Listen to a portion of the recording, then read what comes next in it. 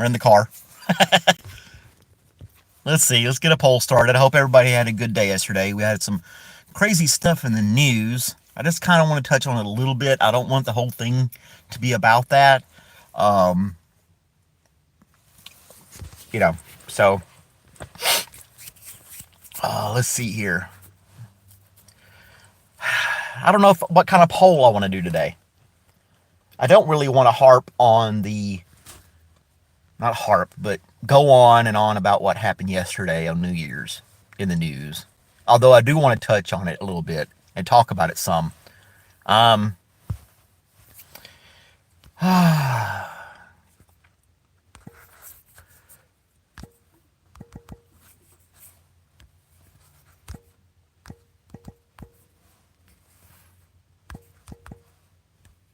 and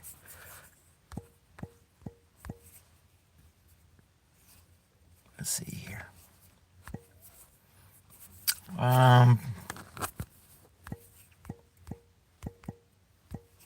We'll do that. I don't know. What's going on, Justice? So yesterday was supposed to be a good day. The night before was good for a lot of people, I'm hoping, around the world, and I'm sure there are a lot of things, good stories to be told. I'm doing okay. Like I said, it's a little cold outside, so I'm in the car so I don't freeze. But I do have my insulated mug and my hot cup of coffee ready to go. Good stuff. Yeah, I mean, when you get older, New Year's Eve and New Year's Eve night's just another day, right? I mean, you're not out partying with friends like you did when you were in your 20s and things like that. For the most part. I know some people, even in their, I'm 48. There's probably people of all ages go out and party still. I'm not saying they don't do that, but anyway, that stuff in New Orleans was messed up. And there's a lot of other things going on in the world that are messed up too. And it's happening all the time. It's not just New Year's Eve. Hey, Austin. Happy New Year, sir. It's just a lot of things in life when they go on around the world, you're like, man, that sucks. You know, I wish the best for them. But when it hits at home, you're like, it's different. It's just different when it hits home, especially whatever country you live in. You see things happen in other countries, and you're like, that's gotta suck. When it happens in your country, you're like, wait a minute, hold up. You know, makes you think a little bit more. Because it's closer, it's in your bubble per se, right? But I don't know. I really didn't want to go into that too much. Rakesh. Good morning, guys. Hey, Blue. Hey, Austin. Hey, bodybuilder. I'm in the country per se. I'm outside of Atlanta. You know, sitting out here next to a small post office where I work, sipping a cup of coffee. And, but anywho, I was looking to have some good news to talk about today. Something more uplifting. Seems like nothing in the news today is going to be that way. But you know, you're from India, Rakesh. That's cool. I got quite a few people from India that join in to the morning with coffee thing that we got going on. The reason I wanted to touch on that guy, the incident that happened in New Orleans, is because he's a military vet. Hey, hey, Ray, and I myself am a military vet. So this guy, allegedly, of course, was doing something with, you know, people are influenced by other people and made to believe certain things and to act out on them. People get influenced, they get manipulated, they feel like they're doing something just and fighting for a cause. You know, and it's sad that they have to resort to violence to do that. And, you know, there's a lot of things go on for veterans. I wouldn't say all veterans, but there are quite a few that have to deal with mental issues post service. So, and I think this has always gone on with anybody who's ever fought a war, 2,000 years ago to today. If you've had to fight in some kind of battle, there are mental scars that you have to deal with, and some people handle those a lot better than others. And I think until recently, it was taboo to, for a guy especially, to admit that he's weakened or troubled by something and he couldn't take it, couldn't handle it. And it's more common now to be able to voice how you feel and get help for things that you need help with. I myself included, to go and talk to somebody, or if you have to, find some kind of medication that'll help, calm your mind, if you will. There's a lot of suicides in the military after, veterans committing suicide, not just veterans. I'm just talking about this because of the incident in New Orleans. This guy was an Army vet, born and raised in Texas. But somehow, and I'm pretty sure through the means of the internet, was influenced to act out. And I just think there are better ways that people can get their point across, and it doesn't have to be violence, of course. It's something I think we should talk about, and we do. I normally don't do this kind of stuff on this podcast, more lighthearted most of the time. But I just kind of relate to it because I've seen other fellow soldiers in the military struggle with things and try to seek help and feel like they can't because they don't want to be ridiculed or shamed, or they're supposed to be real tough guys. They're supposed to be able to handle all this stuff. And people who join when they're young think they can take on the world and they're invincible. And then the real world slaps them in the face. And I don't know, it's tough. It's a hard subject to talk about for me. And I'm sure it is for a lot of other people. But, and I hear this a lot on the radio and TV, that we need to talk about it. It needs to be discussed more. People need to show more empathy and see the signs and try to reach out to people and be there for people. And he may not have acted alone. They don't know yet. He could have been influenced by a few people and had other people do stuff with him. But,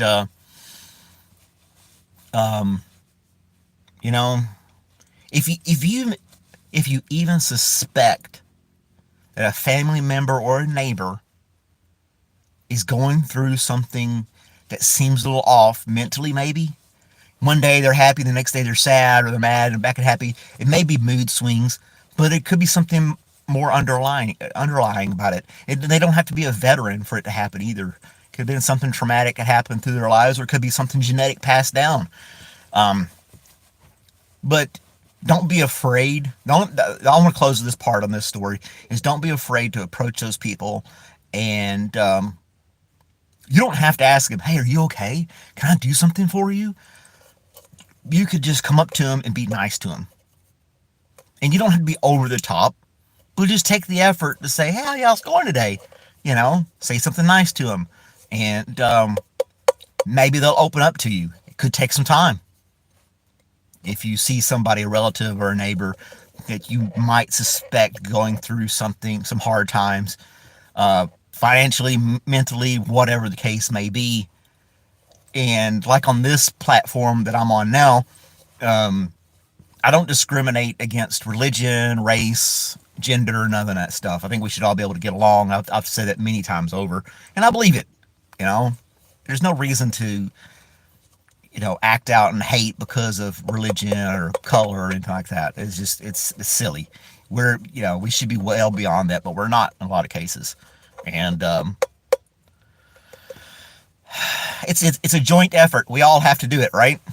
We all got to be able to step up and try to do the right thing and help our neighbor out. I don't know how you could if you feel like you can even do wellness checks here in the States. You can call the local police department and say, look, my neighbor, he's not doing anything right now, but he doesn't seem like he's well. He's been acting kind of strange. I don't think he's going to hurt anybody, but I would like somebody to go just check on him, make sure he's okay.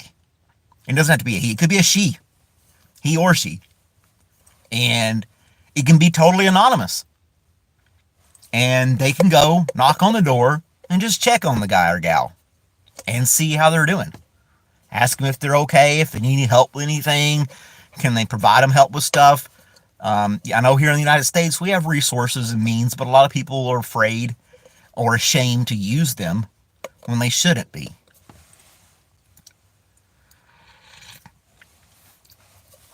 So that's the kind of the message I wanted to put out today for that.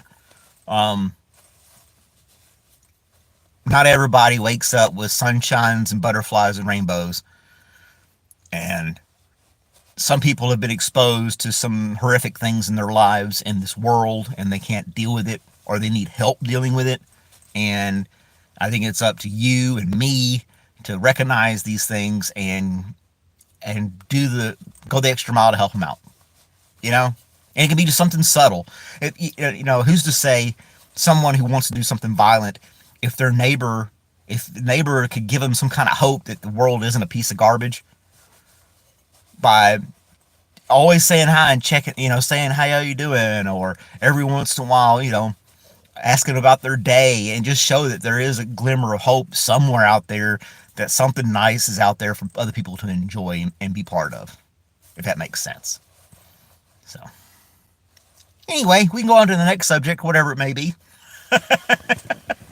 It hits home in a way. I'm not endorsing what he did, but he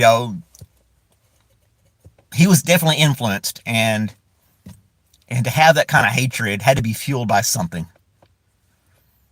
So, how do you combat that? How do you fight that? How do you say, look, you don't have to do that. We can have discussions. We can talk. We can try to figure out a better way. But I don't know.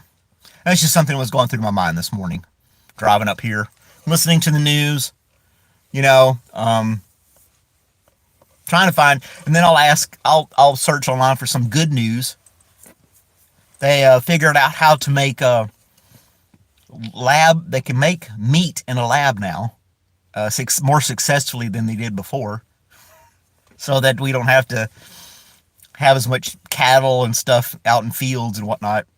I don't know. That seems kind of weird to me as well. Genetically engineered and grown meat in a lab and sell it at the store, lab meat, You thought tofu was weird. Wait till you get a bite of that stuff. I don't know. I would have to do a blind taste test to see if there's a difference. Kind of like the Coke and Pepsi challenge. I don't know. The farming industry, it would. Well, there's a counterbalance to new technology and new things like that, Austin. So I can compare it to like the automobile, right? It's not exactly the same. I get it. And farmers will be influenced by that a lot. I get that too. But, everybody was on horseback and buggies in cities. And there was a whole industry wrapped around horses. And then when the automobile came around, within a decade, decade seems like a while, but it's not. Something of that nature. It totally flipped the industry, and all those people that shoveled the horse manure, did the horses, sheltered the horses, did the horseshoes, and did all the other things, horses and the buggies and all that stuff, they lost their jobs, but they had to find other ones and move on with time as things goes on. Farmers, will have to adapt as well. Now, how easy or how realistic would it be for a farmer who does cattle to switch over to crops? The farmer doesn't have to have livestock. They can farm crops as well. They would have to adjust their lifestyle and adapt, but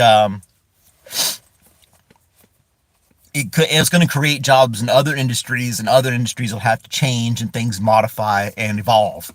So, yeah, it's going to mess up some farmers who do cattle.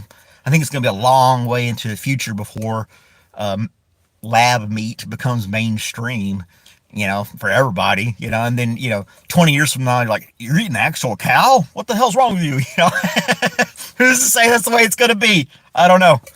But technology makes everything adapt. I work for the post office. Nobody writes letters anymore. It's all packages. We've had to adapt and overcome that as well. So, what's going on, Brandy? You still having car troubles again? Maybe you should get a horse and buggy. You'd be like the Amish. Have yourself a buggy and a horse and just trot around town that way. But anywho, I mean, I work at the post office. Things have changed for the post office as well. Like I said, nobody's writing letters and corresponding with. There are people that give like Christmas cards and birthday cards every once in a while, but it's not like it used to be. People aren't corresponding with. They're doing emails and text messages, right? Austin's gonna upload his banana. Have that damn banana unboxing video. Oh, that's funny. You have to watch one of my earlier podcasts to understand the whole banana thing. But you wrecked your Outback. No, not your Subaru Outback. I still got mine. I'm in it right now.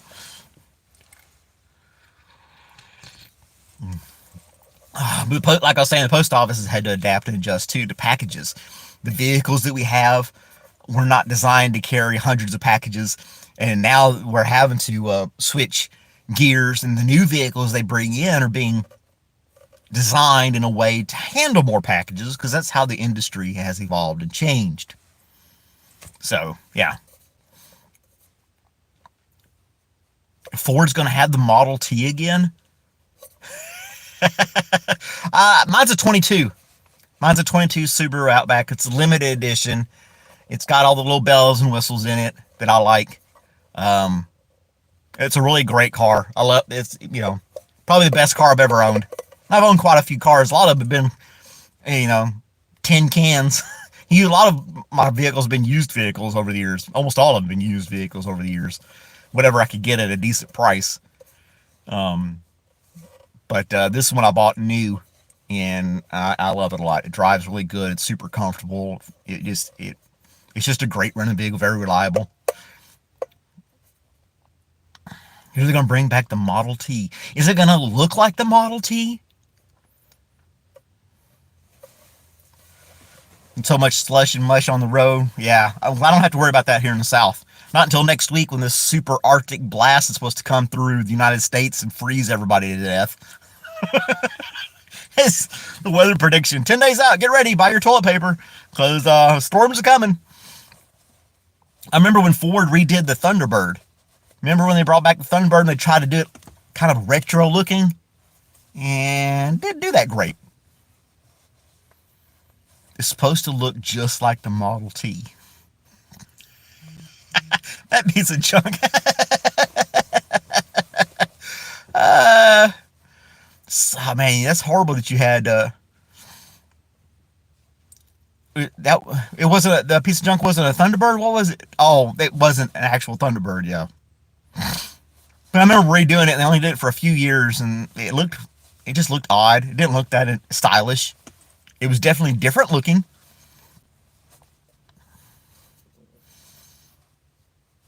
Well, you have to take in consideration the Model T, when it was built, was ahead of its time at the time, and it was mass produced and all this other stuff. I would hope it it would look so funny to see a modern Model T putting down the road. They need to make it electric. The new Ford Model T's make them electric. But have like a speaker that still makes that sound when it's going down the road. to make it sound like an old Model T, but it's just battery powered, just has some noisemaker on the back of it, make it sound like it's an old car. I'll have to look that up. I didn't know anything about the Ford trying to bring back the Model T. That's crazy. And they'll probably charge like 50 grand for it or some crazy amount for it. Have a good day, Brandy. Thanks for stopping by. Or bring it back, rather. The SS Silverado. Well, is that like the equivalent of the Ford Lightning? The SS Silverado? Like a sports truck? I don't know. I'd rather have something that has more pulling power than just absolute speed. I laugh at people with muscle cars today. I really do. And especially, they're a target for traffic tickets, speeding tickets anyway. So if you got a Corvette, Mustang, McLaren, whatever kind of crazy sports car, and you're driving down the road, you can't go fast in it, because if they even get sight of your vehicle, they're going to pull you over in a heartbeat. So it's like, I laugh at these people that spend 100 grand or more on a sports car, and they never get to use all that power. You were a GM guy before you were a Subaru guy? I was a Ford guy. I still have my Ford truck. I like it. And supercars, yeah, it's just too much money and you never get to use it. It's not like you can go to a racetrack and go burn the tires off of it somewhere without getting in trouble, Bloody Ford Lightning. Pickup trucks, yeah. Yeah, like I said, I got my old 77 Ford. I love that truck.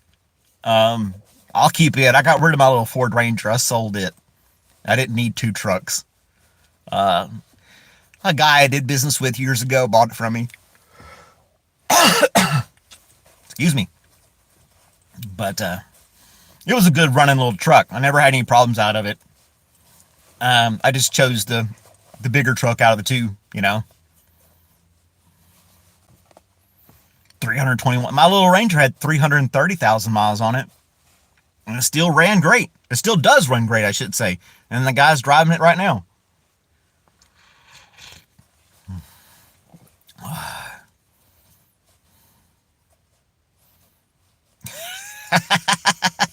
The sports car sounded super loud.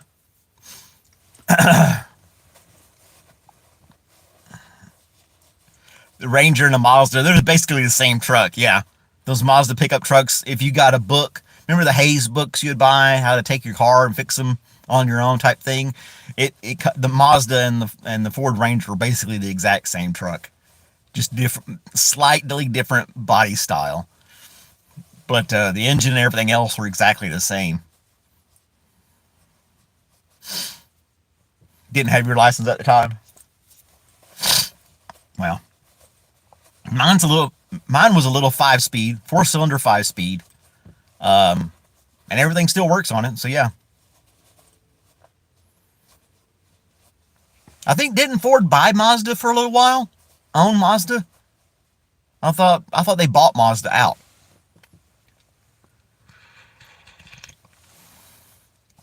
I don't know. No, mine was a 2.5 liter, 4-cylinder truck. I pulled a couple of trailers with it, just a couple of times, but over 25 years, I never pulled a trailer with it, never put it under a heavy load, I should say, right?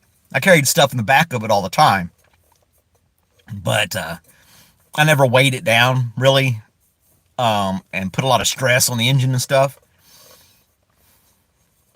That's all right, Austin. That's okay, man. No problem, dude. No problem at all. What time is it? Oh, we got another 10 minutes still. Woohoo! I started a few minutes early today. Yeah, I had the 6-cylinder car. That truck, I mean. Yeah, I remember my brother-in-law at the time had a Ford Ranger, and it had the 6-cylinder in it.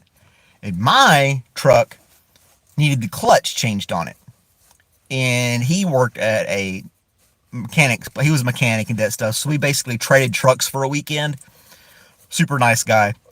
And while I had to have my truck, it's the only car I had, and I had to go to Tennessee that weekend. And so while I drove his Ford Ranger, he had mine and changed the clutch out for me.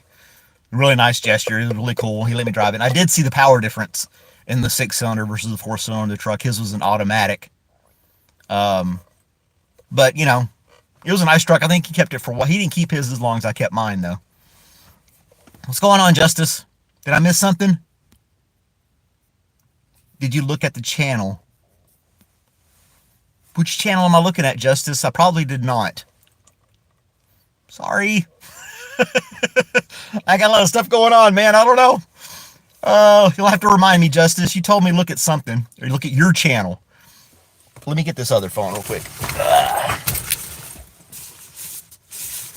I did not, Justice. I apologize. A Ranger with automatic transmission. Yeah, they're out there. What I need to do is I need to take a screenshot of Justice. Justice. Boop. There we go. So maybe I'll remember to look at your channel. No, they had automatic transmissions in them as well. Yeah, automatic transmissions. What I never understood is that a lot of automatic transmission vehicles have the RPM gauge in it. My Subaru is an automatic. It has an RPM gauge. But why didn't the 5-speeds have an RPM gauge? Anybody? You buy a stick shift, there's no RPM gauge. You just have to listen to the sound of the engine as you're driving to shift gears. Which wasn't hard, but why doesn't it have a RPM gauge? Now, if you had like the XLT model or something higher end, it would give you the luxury of an RPM gauge, but the basic model would not. And it just seems silly that they wouldn't put the RPM gauge in for a 5-speed transmission, manual transmission. I don't know. It would make more sense. Yeah, Subaru CVT. I had the dealership change out because it's all-wheel drive. So they changed the fluid out on both differentials and the transmission a couple weeks ago. Got all that fluid changed out. I got 80,000 miles on this thing. So yeah, I do a lot of driving. Mostly commuting back and forth to work. But yeah, they changed all that fluid out. No, they did it. They recommended a fluid change. It's not a sealed transmission. You know, you see those that are so-called sealed. You never touch it, ever, which is total BS. But yeah. It says the lifetime unit, but no, they offered a fluid change. I was tempted to do it myself. Not that I couldn't. But as I was watching videos on how to change it, there's like 2 or 3 different possible plugs that you could pull off to drain the transmission with. And if you pull the wrong one, it could, be disastrous. As I said, be super careful doing this. And I was like, I really don't have the time and I didn't want to do it. So I just let them do it. It cost me a few bucks, but my vehicle's still under warranty as well. I didn't want to jack it up while it's still under warranty. I wanted it done right. So, yeah, completely nuts. There are vehicles that have what they call sealed transmissions. The Kia I had was a 2014 Kia Optima. And it had a so-called sealed transmission. You couldn't check the fluid. You couldn't drain it, change it, nothing like that. I never had any transmission problems. But I had more engine problems with Kia. Not transmission problems, engine problems I had. I got rid of that thing.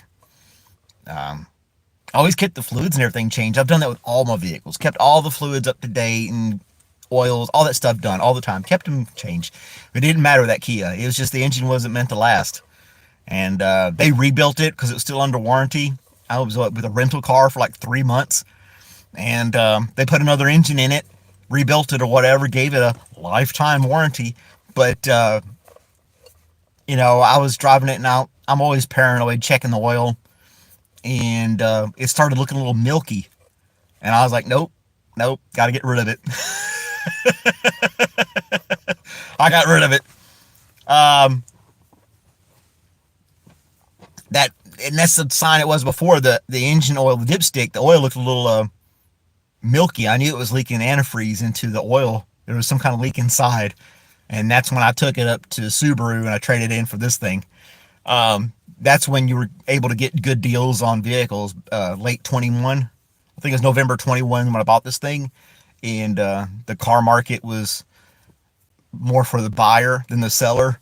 So I was able to get a good trade-in value and everything else, and I got rid of it. So yeah. Ramesh! Hey man, how's it going? We're talking about cars again. Seems to be a go-to topic for some reason. I don't know why. Not sure.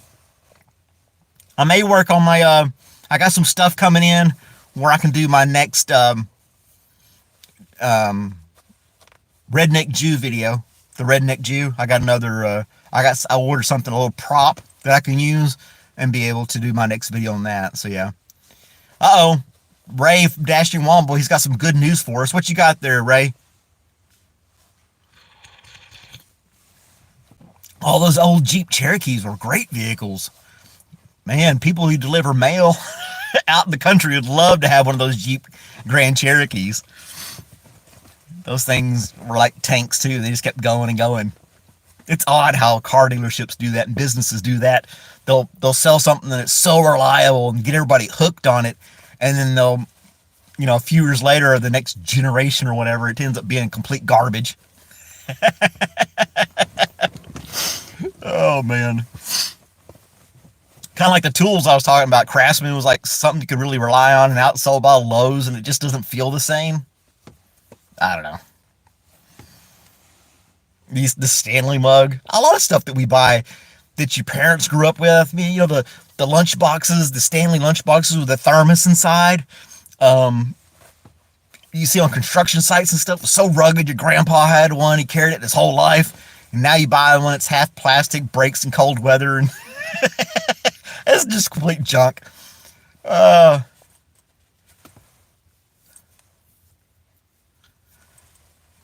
you found your coffee mug. Awesome! Was because Chrysler bought them? Yeah, probably. You're probably right. Ray found his coffee mug. I'm excited to see the unboxing, the banana unboxing video from Austin. Yeah, the old thermos. That was the brand, not Stanley, but old thermos. Hey, Saxon. How's it going? Welcome back, buddy. AMC made Jeep? Really? I didn't know that. Fun facts from Austin today. What's some good news, Saxon? You got any good news for us today, sir?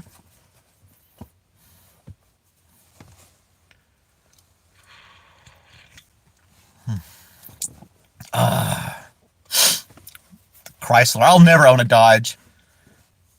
Chrysler, Dodge, none of that stuff. Remember Plymouth? That was one of the brands. Eagle. Was it Eagle? Dodge Jeep Eagle? Yeah, Eagle was a brand for a while.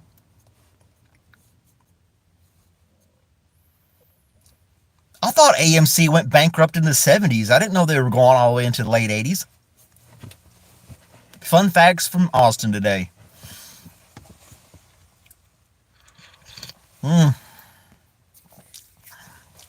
News broadcast. Most people think it's good. 18% say it's bad, and 18% said it's ugly. The good, the bad, and the ugly. Clint Eastwood movie. I love those old Western movies. Clint Eastwood Western movies and things like that. I don't know. I could watch a Western movie any day. Just out there. It is kind of, I mean, The whole cowboy and Indian thing's kind of messed up, the stereotype there. But not all of them were cowboys and Indians type movies, but the old westerns were fun to watch.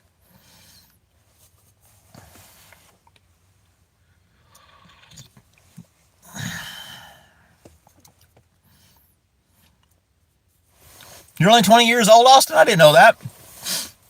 You went to school for industrial mechanics? Saxon got an A plus in his test. Congratulations, Sax.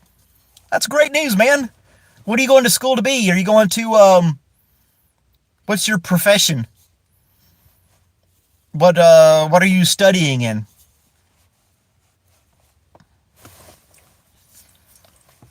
Shaksham. I had another gentleman that came on here from India. He was an engineer. Really smart guy. I haven't seen him on here in a while, though. Yeah, working on cars is totally pain today with all the plastic and electronics all over it. 12th class. What's your major going to be, Saxon?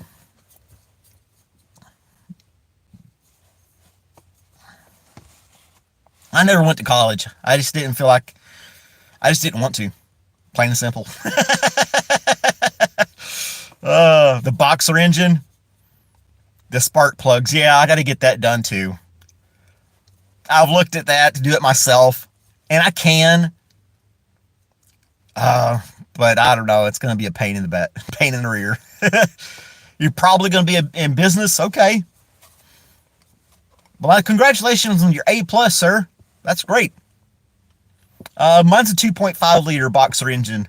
I did not get the turbo. There goes a tow truck guy. He's a few minutes late. Gonna go into business management. Well, that's good for you, Saxon. I hope that works out well for you, sir. Keep getting those A's, man. You'll make it. Make something business for yourself. I know here in the States we have student loans, and people are in debt to their student loans for like most of their life. It's almost counterintuitive to get a student loan and go to college and get a degree when you spend half of the money you make in your new job paying off your old school loans and school debt. Is that the same problem where you live, Saxon? You should go to school for auto tech. Hey, if that's what you want to do, Austin, do it, man.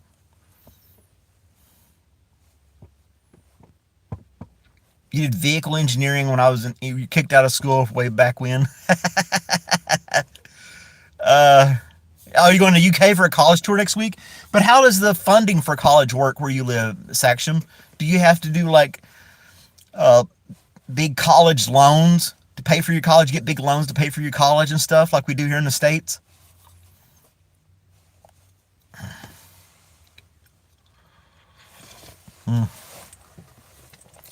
Ray's keeping an eye on the clock. Damn, I gotta go.